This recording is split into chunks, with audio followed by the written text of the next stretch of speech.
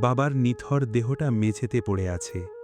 ঘরের ভেতর কান্নার শব্দে ভারী হয়ে উঠেছে বাতাস। আর ঠিক তখনই দরজার সামনে এসে দাঁড়ায় সেই ছেলে, ফাহাদ। যে ছেলে কয়েক মাস ধরে নিজের বাবার ফোন ধরেনি, যে ছেলে শুধু একটা কাগজের জন্য অপেক্ষা করছিল, সম্পত্তির দলিল। ফাহাদের মা ছুটে এসে চিৎকার করে ওঠেন, তুই এসেছিস তোর বাবার লাশ দেখতে? টাকা চাইছিলি না, বাড়ি চাইছিলি না, সব দিয়ে দিতাম, কিন্তু আমার জীবনসঙ্গীটা কেন কেড়ে নিলি?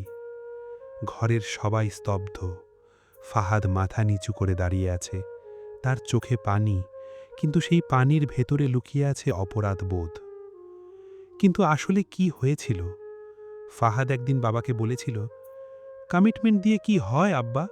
চেয়ারম্যান আমাকে জামাই না ছেলে বানাতে চায়, আমার ভবিষ্যৎ সিকিউর করতে হবে।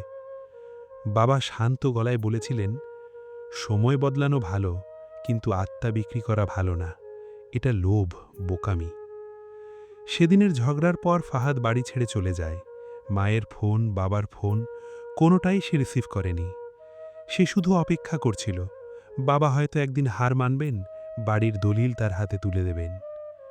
কিন্তু জীবন কখনো কখনো এমন শাস্তি দেয় যা কল্পনাতেও থাকে না।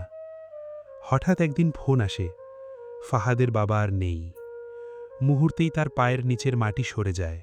যে মানুষটার সঙ্গে শেষ কথা পর্যন্ত হয়নি, যার কাছে ক্ষমা চাওয়ার সুযোগও পেল না, তিনি চিরতরে চলে গেছেন। ফাহাদ দৌড়ে আসে বাড়িতে, বাবার নিথর মুখের সামনে বসে কাঁদতে কাঁদতে বলে, আব্বা, আপনি চাইলে আমাকে মারতে পারতেন, জেলে দিতে পারতেন, কিন্তু এমন শাস্তি দিলেন কেন? একবার চোখ খুলে তাকান, একবার কথা বলেন। সে কাঁদতে কাঁদতে একটা দলিল বের করে, আব্বা, এটা আপনার বাড়ি, আমি ফিরিয়ে এনেছি, আমি আপনাকে নিজের ঘরে থাকতে দেইনি, কিন্তু এখন সব ফিরিয়ে দিলাম, শুধু একবার চোখ খুলুন।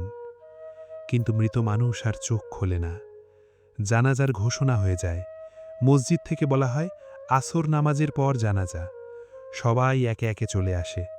ফাহাদ দাঁড়িয়ে সবার সামনে বলে, আমার বাবা যদি কাউকে কষ্ট দিয়ে থাকেন, মাফ করে দেবেন, কারো কাছে কিছু পাওনা থাকলে আমাকে জানাবেন। কথাগুলো বলতে বলতে তার গলা কেঁপে ওঠে। কিন্তু ঠিক তখনই এক কোণে দাঁড়িয়ে থাকা একজন বৃদ্ধ প্রতিবেশী ধীরে ধীরে এগিয়ে আসে। তার চোখে অদ্ভুত এক দৃষ্টি, আর তিনি বলেন, তোমার বাবার আসল কষ্টটা কি জানো ফাহাদ? ফাহাদের বুক ধক করে ওঠে। বৃদ্ধ লোকটা এমন একটা কথা বলতে যাচ্ছেন যা ফাহাদের জীবনের সব হিসাব বদলে দেবে।